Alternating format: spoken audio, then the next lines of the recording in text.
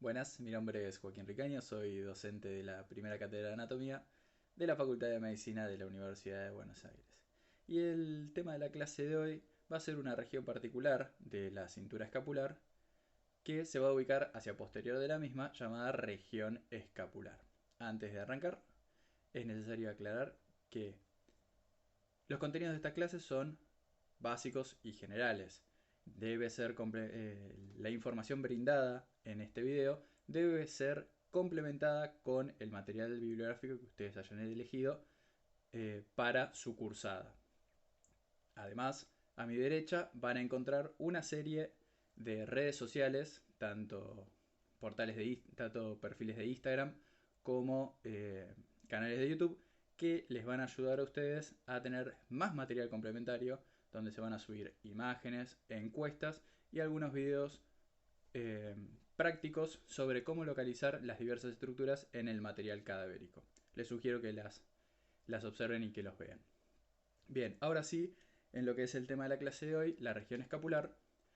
Para ubicarla y delimitarla, primero, hablando de su ubicación, vamos a hablar que es una de las regiones de la cintura escapular o del hombro. Precisamente es la región posterior de la cintura escapular y en ella comprende todas las estructuras blandas que están por detrás de la escápula. ¿Ok? Sus límites, desde anatomía de superficie, vamos a hablar que tiene un límite superior y un límite inferior representados por dos líneas horizontales, que su límite superior va a estar dado por una línea horizontal que sigue el borde palpable del acromion. Y su límite inferior va a ser una línea horizontal paralela al límite superior que pasa precisamente por el ángulo inferior de la escápula. En cuanto a sus límites lateral y medial, van a ser líneas verticales. Su límite medial va a seguir el borde medial, va a ser una línea vertical que sigue el borde palpable del borde medial de la escápula.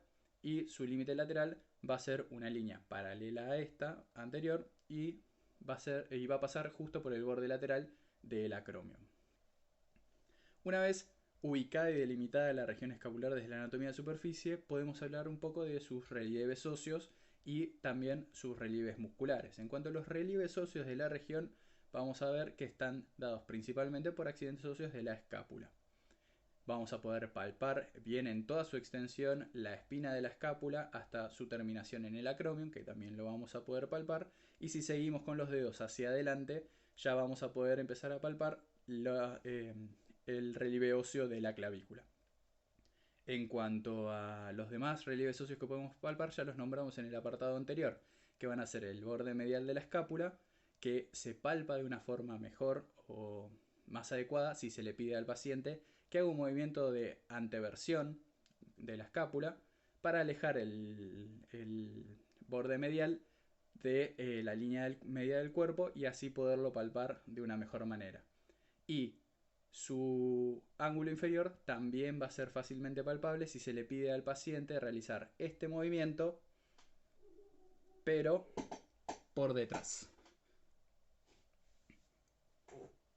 En cuanto a los relieves musculares que se observan de la región, vamos a ver en una extensión grande el relieve del músculo trapecio hacia superior.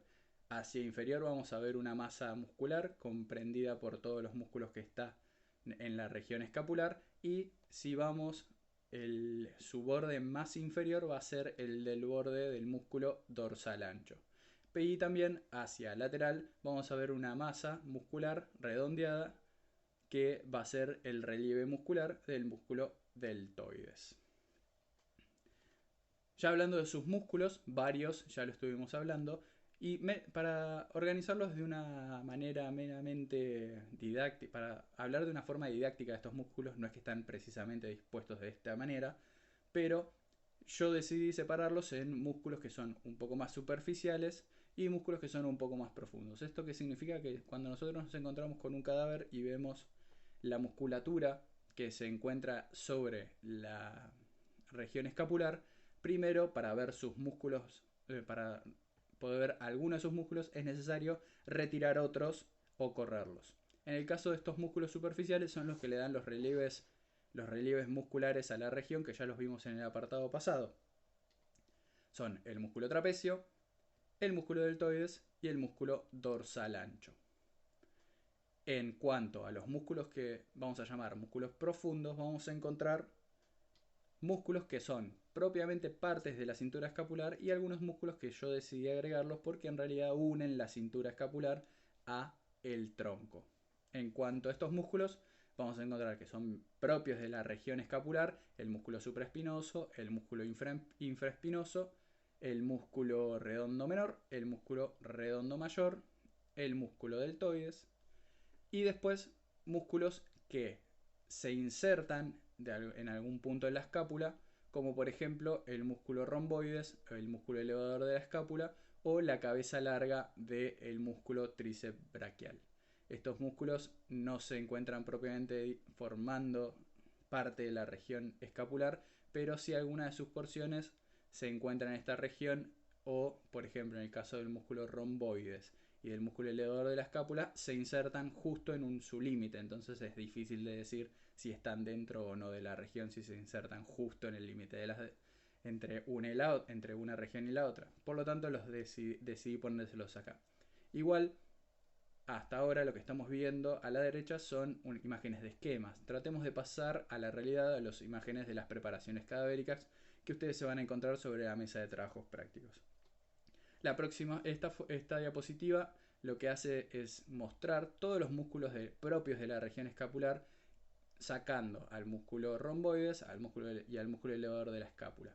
Van a ver que por arriba de la espina de la escápula van a encontrar el músculo supraespinoso, por debajo de la espina de la escápula el músculo infraespinoso, que en este caso se le realizó una ventana para poder ver en su profundidad los vasos y nervios supraescapulares, anastomosándose con los vasos circunflejos escapulares, de los cuales ya vamos a hablar en un futuro.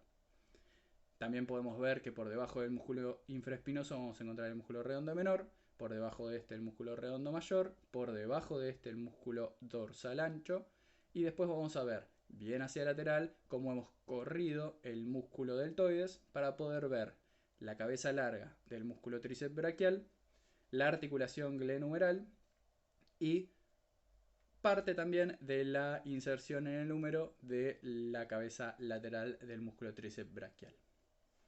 Si ustedes notan bien, dentro de cada uno de esta imagen van a ver una delimitación de espacios que lo que hacen es comunicar la región axilar con la región escapular o con la región posterior del brazo.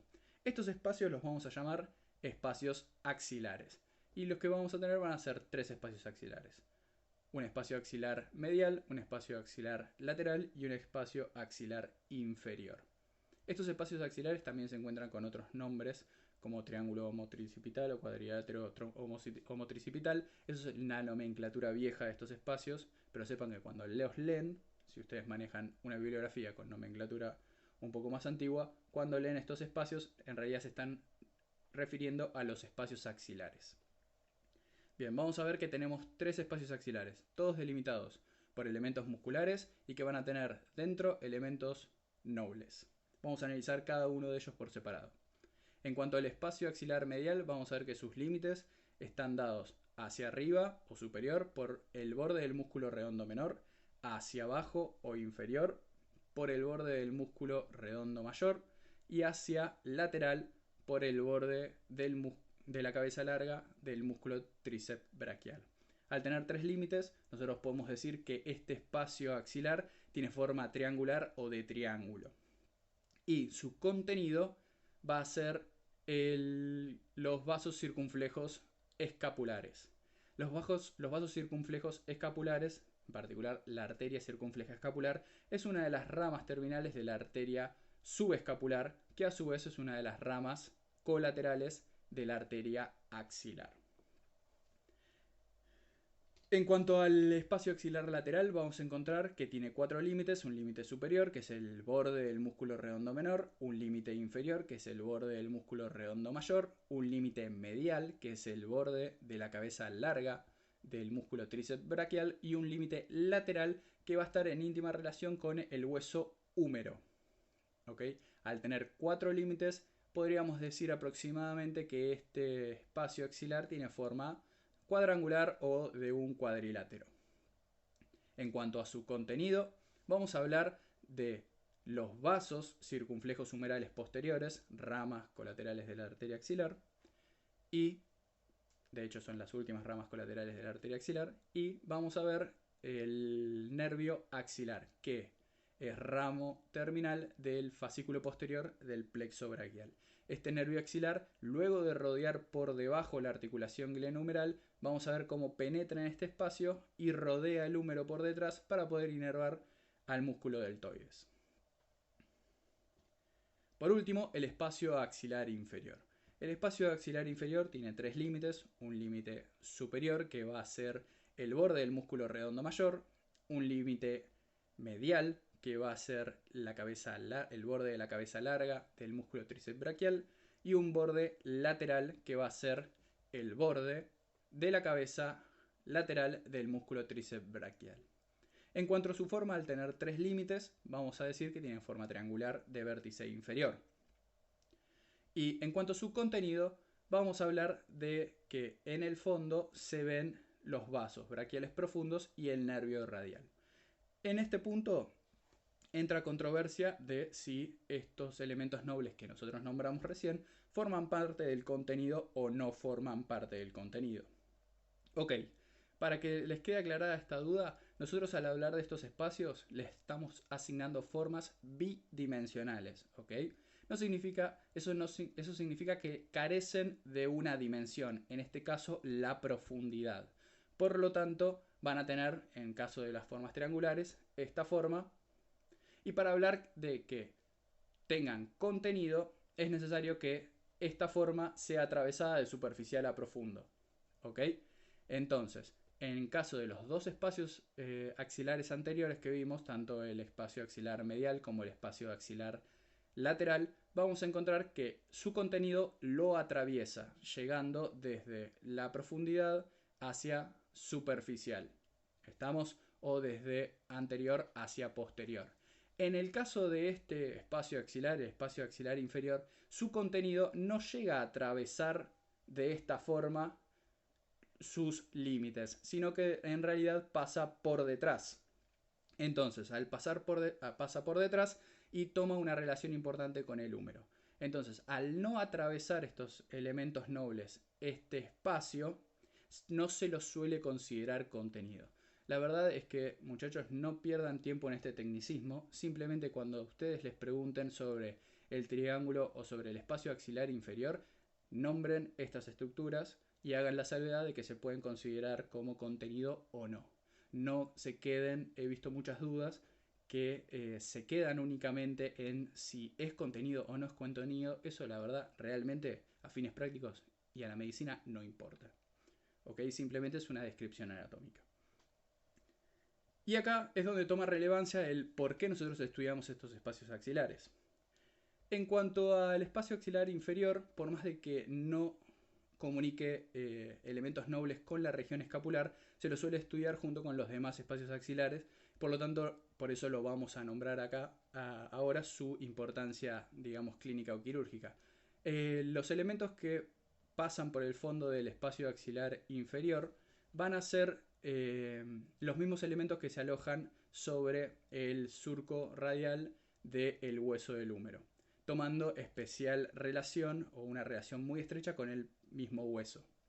Por lo tanto, si este surco para el nervio radial, en realidad, si nosotros vemos el hueso húmero, parece como si el hueso lo hubieran torcido de esta forma, pero en realidad es un simple efecto visual, porque en realidad este surco está formado por las inserciones de dos de las tres cabezas del tríceps que están ejemplificados en la diapositiva, la cabeza lateral y la cabeza medial. Sus inserciones sobre el húmero forman estas rugosidades que delimitarán el surco radial y hacen parecer que el hueso se esté torciendo. Dentro de este surco se van a alojar el nervio radial y la arteria braquial profunda. Ahora, ¿qué pasa si el húmero, en un accidente, por ejemplo, algún traumatismo durante, no sé, un accidente automovilístico o demás, el hueso húmero se quiebra de esta manera y Por lo tanto, los bordes del hueso, al estar tan relacionados con los elementos nobles, de estos elementos nobles, los rompen o los cortan. En cuanto a la laceración de la arteria braquial profunda, produciría una hemorragia. Y en cuanto a la laceración del nervio radial, produciría sobre las regiones más distales del miembro superior una falta de inervación en cuanto a los músculos que se encargan de la supinación y de la extensión de la mano sobre el antebrazo. Por lo tanto, la mano, frente a la lesión del nervio radial a esta altura, tomaría una posición que se la suele denominar mano en gota, que es con el antebrazo pronado, porque los músculos supinadores pierden su tono muscular, y la mano caída, porque los músculos extensores de la mano pierden su tono muscular y por lo tanto ganaría o se vería favorecido el tono flexor. Por lo tanto se toma la mano toma esta disposición característica, que es como la que ven en la diapositiva. Resúmenes y conclusiones. Bien, en cuanto a para cerrar un poco la clase, vamos a hablar que la región escapular pertenece a la región del hombro, es una de las regiones que está hacia posterior de la región del hombro, junto con la región deltoidea y la axilar. También presenta relieves óseos y musculares que son fácilmente palpables desde la superficie y son necesarios de identificar para poder delimitarla. Sus músculos, a su vez también sus componentes musculares, delimitan diferentes espacios que se van a encargar de comunicar la axila con la región escapular o la región posterior del brazo. Y por último, su conocimiento es útil, el conocimiento de estos espacios axilares es útil de dos formas. Una, para que en los trabajos prácticos con el preparado cadavérico, a ustedes se les sea más sencillo ubicar los diferentes elementos que se encuentran dentro de estos espacios axilares. Simplemente los buscan y tratan de delimitar el espacio y por lo tanto ustedes van a poder ser capaces de identificar estos elementos nobles. Y segundo, y desde un punto de vista más práctico, más médico-quirúrgico, las fracturas de húmero con lesión del nervio radial a la altura del surco del nervio radial, un punto de abordaje sencillo para repararlo o hacer reparaciones quirúrgicas es el espacio axilar inferior. En cuanto a la bibliografía, y con esto ya cerramos el video, la bibliografía es la recomendada por la cátedra. Cualquiera de la bibliografía sugerida por la cátedra va a abordar estos temas. Hay algunas bibliografías que no los tienen con nombre y apellido o con un título, sino que se encuentran inmersos dentro del capítulo de cintura escapular. Bien, es necesario que ustedes lean y traten de identificar aproximadamente en la parte de músculos o de músculos y elementos vasculonerviosos o de músculos de la región escapular, cuáles de estos músculos pueden llegar a formar estos espacios axilares. Sin más que decir, les agradezco por estar presente el día de hoy y hasta luego. Muchas gracias.